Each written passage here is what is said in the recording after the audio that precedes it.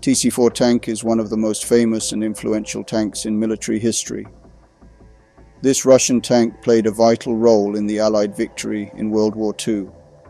With its innovative and efficient design, TC-4 was able to effectively resist the forces of Nazi Germany and became one of the symbols of Soviet victory. Hello, welcome to this episode of Storytime. In this video, we will review the legendary tank TC-4. I am sure most of you have seen the movie TC-4. Thank you very much for giving us energy with your likes and comments and subscribing to the channel. Some may say that the T-34 is overrated and that too much attention has been paid to it. But a brief look at its production and operational history will change your mind. At the peak of production, a T-34 was released from the production line every half hour, which means 300 tanks a month.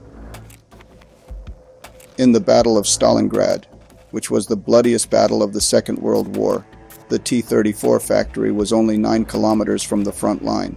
Since all the young men had gone, the workers of the factory were women, boys, and the disabled. However, the quality of production remained acceptable. Of course, friends who are even a little familiar with the history of World War II know that T-34 tank losses are one of the highest tank losses recorded in World War II. In total, 57,000 T-34 tanks were produced in World War II, of which 5,000 of them perished. The statistics are extremely interesting. One of the main reasons for this amount of casualties is the lack of proper training of the crew. The biggest problem of the Russian tank commanders was that they placed the tank in a completely open and free environment, crossing the bridge and going into the arms of the enemy. And the result was clearly defeat. But in the Soviet Union, the large number of production and, of course, the large number of manpower made this problem not very visible. T-34 was produced in 2 main versions, TC-476 and TC-485. The 76 version was equipped with a 76mm cannon and the 85th version was equipped with an 85 cannon. These changes allowed the TC-4 to perform somewhat better against heavier enemy tanks, such as the Panzer IV and Tiger. The 85mm cannon had the ability to penetrate thicker and more powerful armor, although even this 85mm cannon was not so good against the armor of German heavy tanks anyway, 34 medium tanks, and no one expects more from it. The 12-cylinder V2 diesel engine, with a power of 500 horsepower, made the T-34 one of the fastest tanks of its time, its maximum speed reaching 53 kilometers per hour. Despite its low fuel consumption and high efficiency, this engine gave this tank great maneuverability.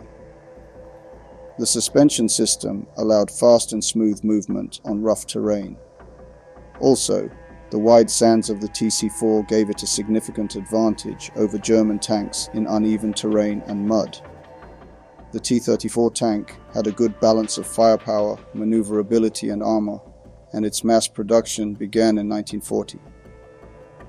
Tank production factories throughout the Soviet Union, especially in Georgia, were engaged in the production of this tank. This was one of the reasons for the success of this tank in repelling the German invasion.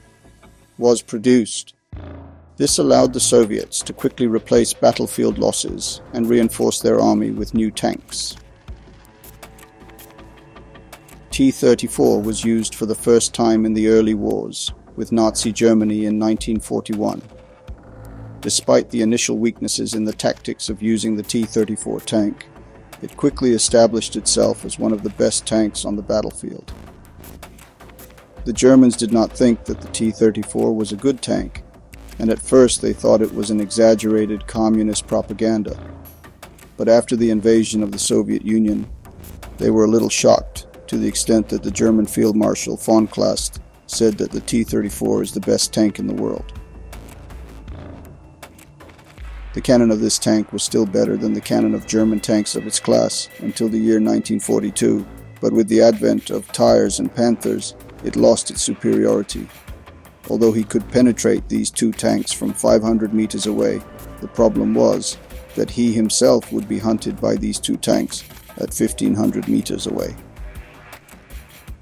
One of the famous battles in which the T-34 played a role was the Battle of Kursk in 1943. This battle was the biggest tank battle in human history. In this battle, the T-34 was able to stop the advance of German tanks with its extraordinary performance and change the course of the war in favor of the Soviets. The T-34 tank played one of the main roles in most Russian advertisements for years. From a military point of view, the design and technologies used in the T-34 inspired many modern tanks. Even the same Panther tank that we said was somehow inspired by the TC-4, that is, the Germans, who saw the normal performance of the T-34, ordered a new tank, which eventually became the Panther. Even after the end of World War II, the TC-4 was used in many local conflicts and civil wars, showing that its efficient and simple design was still reliable. TC-4 was used in conflicts such as the Korean War and civil wars in Africa and the Middle East. Let me tell you that in 1955, the T-34 became the main tank of the Egyptian army, and a year later it went to war with the Israeli army. TC-4 had significant advantages compared to tanks of the same period, including Panzer IV and Tyre. The high-velocity sloped armor and stronger firepower made this tank one of the most effective ground weapons, while the Tier-Y was stronger in terms of armor and firepower, but heavy weight and high fuel consumption limited its mobility and efficiency. In contrast, the TC-4 had better operational capabilities with its lighter weight and powerful diesel engine. The production cost of each TC-4 tank during the war was about $25,000. If we want to build a T-34 in today's world, it should not be more than $250. It costs $1,000. Therefore, the tank was considered cheap, although only being cheap is not a criterion. It took about 300,000 hours to make a T-RIC tank, while it took about 4,000 hours to make a T-34. The production of this tank continued in very difficult conditions, and in factories that were often under enemy air attacks.